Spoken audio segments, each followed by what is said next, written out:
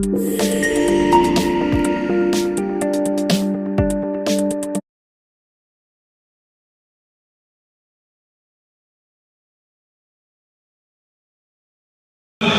ఒక్క సోదరునికి అలాగే ఈ యొక్క స్టేజ్ మీద ఉన్న పెద్దలకు అందరికీ ఈరోజు ప్రపంచ కార్మిక దినోత్సవం మేడే శుభాకాంక్షలు. ముఖ్యంగా మేడే అనేది ఎందుకు వచ్చింది? మే డే అంటే ఈ మే నెలలోనే 1వ తేదీ ప్రతి ఒక్కరూ దీన్ని నిర్ణయించినారు కార్మికుల కోసము.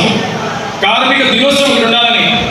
ఎందుకంటే 1886లో అమెరికాలోని షికాగోలో కార్మికులు పూర్తిగా స్తంభించినారు. కారణం ఏమంటే ఆ కాలంలో 16 గంటలు, 18 గంటలు, 14 గంటలు శ్రమించి కార్మికులు పనిచేస్తున్నారు. అయితే వాళ్లకు రావాల్సిన న్యాయం రావడం లేదు. మనిషి ఒక యంత్రం కాదు, యంత్రాన్ని కనిపెట్టింది మనిషి అయినా మనిషి మాత్రం యంత్రం మాత్రం పని చేయలేడు. అన్ని గంటలు చేయాలంటే వాళ్ళకు కావడం లేదు. ఆరోగ్య సమస్యలు వస్తున్నాయి. ప్రతి ఒక్క సమస్య వచ్చినప్పుడు వాళ్ళందరూ స్తంభించి చేసినప్పుడు ఆ యొక్క మీటింగ్లో ఎవరో దాంట్లో ఒక బాంబు వేసినాడు. దాంట్లో పోలీసులు కాల్పులు జరిపి చాలా మంది కార్మికులు చనిపోయినారు. ఆ తర్వాత అందరూ కూర్చొని ఇది కాదు, దీనికి పరిష్కారం చూపాలని ఈ 1886లో ఇది జరిగితే 1889లో మేడే ఇది ప్రపంచ కార్మిక దినోత్సవం అని 8 గంటలే పని చేయాలి మనిషి. 8 గంటల కంటే ఎక్కువ చేయాలంటే బోనస్ వేయాలా. అది అతని ఇష్ట ప్రకారము. బోనస్ అంటే తెలుసు కదా, 1 గంటకు మనం ఇప్పుడు తీసుకుని 8 గంటలకు బోనస్ 1 గంట ఎక్స్ట్రా చేయాలంటే 1.5 గంట డబ్బు ఎక్స్ట్రా వేయాలి, అంటే ఎక్స్ట్రా వేయాలి. అలాంటి దినాల్ని అన్ని సృష్టించి ఒక సంస్కరణ తెచ్చినారు. అలాగే మన ఇండియాలో కూడా చెన్నైలో 1923లో మే 1వ తేదీ నుంచి ఆ నుంచి కూడా మన ఇండియాలో కూడా మేడే దినోత్సవం జరుపుకుంటున్నారు. కారణం ఏమంటే ఈ ప్రపంచం నడవాలంటే 2 శక్తులు. ఒకటి పెట్టుబడిదారి, ఇంకొకటి కార్మిక శక్తి. ఈ 2 ఉంటేనే ప్రపంచం నిర్మించింది. పెట్టుబడి లేకుంటే కార్మికులు ఉండి కూడా లాభం లేదు. కేవలం కార్మికులే ఉంటే మనం పెట్టుబడి కార్మికులు ఇద్దరు కలిస్తేనే ఈ ప్రపంచము నిర్మితమైంది. ఈరోజు అదే మనిషి ఏం చేస్తున్నాడో చదువుకున్నాడు. ముఖ్యంగా చదువు అవసరం. అంతకుముందు మీకందరికీ తెలుసు వృత్తులు ఉన్నాయి. వృత్తులను బట్టి కులాలు వచ్చినాయి. ఆ కులం వాడు ఆ వృత్తి వాడు అదే చేయాలని. కానీ ఏ రోజు చదువు వచ్చిందో టెక్నాలజీ పెరిగింది, దానికి మిషనరీ వచ్చింది. ఇప్పుడు ప్రతి ఒక్కరూ మనిషి అవసరం తగ్గించి మిషనరీ అవసరం పెరిగింది. అంటే ఎన్ని వచ్చినా ఏ రాని, ఇంకోటి రాని, ఏ యంత్రమైనా రాని, ఏ కంప్యూటర్ అయినా రాని, కానీ లాస్ట్కు దాన్ని నడిపించాల్సింది మనిషినే, ఈ కార్మికుడే. ఈ కార్మికులు ఖచ్చితంగా అవసరము. మీరందరూ కూడా నేను చెప్పేది ఏమంటే ఈరోజు ప్రపంచము మీరందరికీ తెలుసు. ఒక చిన్న మాట, ప్రపంచంలో పెట్టుబడి వ్యవస్థలు ఉన్నాయి కొన్ని. యూరోప్ కంట్రీ కానీ, అట్లా మధ్యప్రాచ్యంలో అరబ్ కంట్రీస్ కానీ, వాళ్ళ దగ్గర డబ్బు ఉంది కానీ కార్మికులు లేదు. ప్రపంచంలో ఎక్కడ కార్మికులు ఉంటారో అది ఆటోమేటిక్గా డెవలప్ అవుతుంది. 2 దేశాలు ప్రపంచంలో ఎక్కువ జనాభా ఉండేది. ఒకటి చైనా, ఇంకొకటి మన ఇండియా, భారతదేశం.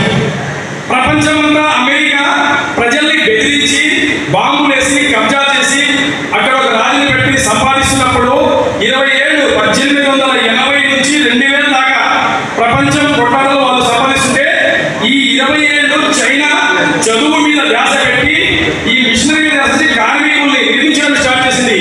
ఈరోజు చైనా లేనిది ప్రపంచం లేదు.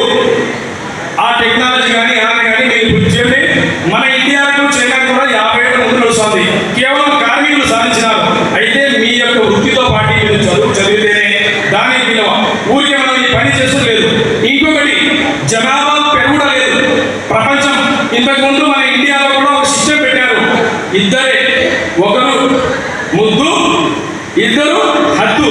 ఇప్పుడేం చేస్తారు? ఇద్దరు వద్దు, ముగ్గురు ముద్దు, నలుగురు. ఆ తర్వాత ఏదైనా హద్దులు లేవు. కారణం ప్రపంచంలో కార్మిక వ్యవస్థ తగ్గిపోతా ఉంది. మనిషి జననాలు తగ్గిపోతా ఉంది. మనిషి జననాలు తగ్గిపోతాయి అంటే మరణాలు పెరిగితే జననాలు కావాలంటే మనిషి నుంచి కొన్ని దేశాలు కొన్ని ఫెసిలిటీస్ ఇచ్చాయి. రష్యా కానీ, యూరోప్ కానీ, మీరు మా దేశంలో రండి, పెళ్లిళ్ళు చేసుకోండి, మీకు ఫెసిలిటీస్ ఇస్తాం. చైనా అయితే కొన్ని హాలిడేస్ వచ్చింది. ప్రేమికుల కోసమో, పెళ్లి చేస్తున్న వాళ్ళ కోసమో, డెలివరీ కోసం అని. మన ఇండియాలో కూడా ఇప్పుడు కొత్తగా స్టార్ట్ అవుతుంది. డెలివరీకి కేవలం లేడీస్ ఇచ్చేసి సెలవులతో పాటు ఆ ఇంటికి ఉన్న మగవారికి కూడా సెలవులు ఇవ్వాలని ప్రకటిస్తారు కొందరు. చూడండి, ఈ దినాలు కూడా చూసాం. జనం కూడా చంద్రబాబు గారు ఏమన్నారు, 3-4 దేశభక్తి ఎక్కువ ఉన్న వాళ్ళంటే ఎక్కువ పిల్లలు పుట్టించాలన్నారు. కారణం అంటే కార్మికులు తగ్గిపోతున్నారు. అయితే మీరు కూడా ఏం చేయాలంటే పెట్టుబడిదారీ వ్యవస్థ మీ యొక్క శ్రమను దోచుకోకూడదు, మీరు పెట్టుబడిదారీ వ్యవస్థతో ఎక్కువ ఆశించకూడదు. ఇవన్నీ బ్యాలెన్స్ గా నడవాలంటే ఖచ్చితంగా ఒక మంచి వ్యవస్థ, ఒక మంచి పరిపాలన ఉండాలి. బాగా ఆలోచించండి. ఇప్పుడు మన ఆంధ్రప్రదేశ్ ఉండే పరిస్థితుల్లో, విడిపోయిన తెలంగాణ ఇప్పుడు ఉండే పరిస్థితుల్లో చంద్రబాబు గారు ఒక దృఢమైన నిశ్చయంతో అమరావతి అనేది నిర్మించి మన ఆంధ్రని ప్రపంచంలో గుర్తించాలి. నేను అందుకే మీకు అందరికీ ఒకటి చెప్పాను, మనము రాముడు జగుళ్ళ ఇంకొకరు కాదు, మనమంతా ఒకటే. అదే తెలుగు జాతి. మనం ఎవరంటే తెలుగు వాళ్ళం. ఎక్కడ పోయినా మనం తెలుగు వాళ్ళని గుర్తించాలా. ఈ జాతి తెలుగు జాతి. ఇది డెవలప్ కావాలంటే చెయ్యి కలిపి నిజమైన నాయకుడిని, నిజమైన ప్రభుత్వాన్ని గుర్తించి ఆ ప్రభుత్వాన్ని మనం ముందు వెనుక ఉండి నడిపిస్తే మనం డెవలప్ అవుతాము. ఎట్లా చైనా 20 ఏళ్ళు కష్టపడి ప్రతి ఇంట్లో జపాన్ అనేది ఉండేది వస్తువు. ఈ రోజు మీరు చూడండి, చైనా అంటే చలాతో చాంతక్ మేతో రాత కలిగింది. కానీ ఈ రోజు చైనా జపాన్ ని నెట్టేసింది. జపాన్ అని ఎవరు గుర్తుపట్టడం లేదు, ఎందుకంటే వాటి చైనా అట్లా ఈ తెలుగు జాతి కూడా కష్టపడి మనం సాధించి మనం నిర్మించుకుని ప్రపంచంలో చూపించాలంటే మనము ఓ దృఢమైన ఒక పటిష్టమైన నాయకత్వము ఉండాలా. ఈ తెలుగు జాతి కోసం పుట్టిందే తెలుగుదేశం పార్టీ. ఈ పార్టీని మనం ఎవరైనా మంచి చేయొచ్చు, ఇంకొక పార్టీ చేయొచ్చు, కానీ ఆలోచించాలి. ఒక వ్యక్తి పేరు ఏదో, ఒక ప్రాంతం పేరు ఏదో ఉంటే అది వేరేది, కానీ ఒక జాతి కోసం పుట్టిన పార్టీ తెలుగుదేశం పార్టీ.